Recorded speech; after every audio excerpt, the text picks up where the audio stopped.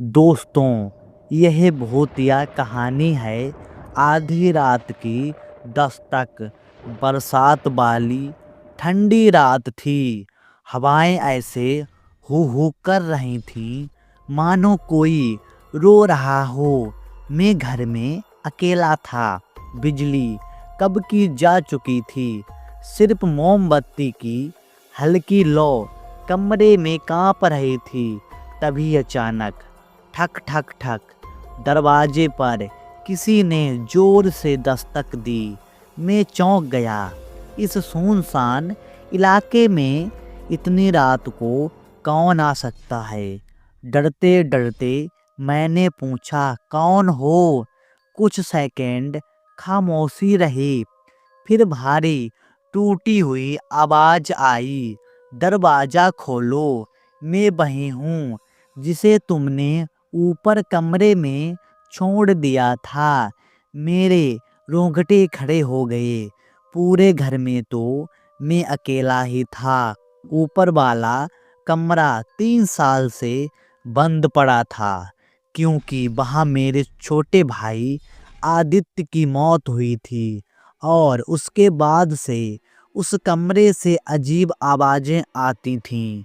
एक पल के लिए मुझे लगा कोई मजाक कर रहा है, लेकिन उस आवाज में एक अजीब ठंडी सच्चाई थी जिसे मैं अनसुना नहीं कर पाया। दस्तक फिर हुई, इस बार और जोर से। दरवाजा खोलो, ठंड लग रही है मुझे। मेरा दिल धक धक कर रहा था। मैंने दरवाजे के नीचे झुककर देखा। किसी की परछाई दिख रही थी, लेकिन उसके पैर जमीन से कई इंच ऊपर हवा में तैर रहे थे। मैं पीछे हट गया। मोमबत्ती की लौ जोर से डगमगाई और बुझने ही वाली थी। अचानक ऊपर वाले कमरे का दरवाजा चर्र चर्र की आवाज से खुला और उसी आवाज में फिर फुसफुसाहट आई। मैं नीचे आ गया हूँ। मेरी सांसें रुक गईं।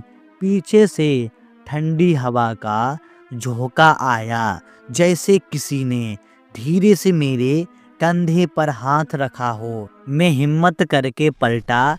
वहाँ कोई नहीं था, पर गीले पैरों के निशान ताजा बने हुए नीचे की ओर आते दिख रहे थे, सीधे मेरी तरफ।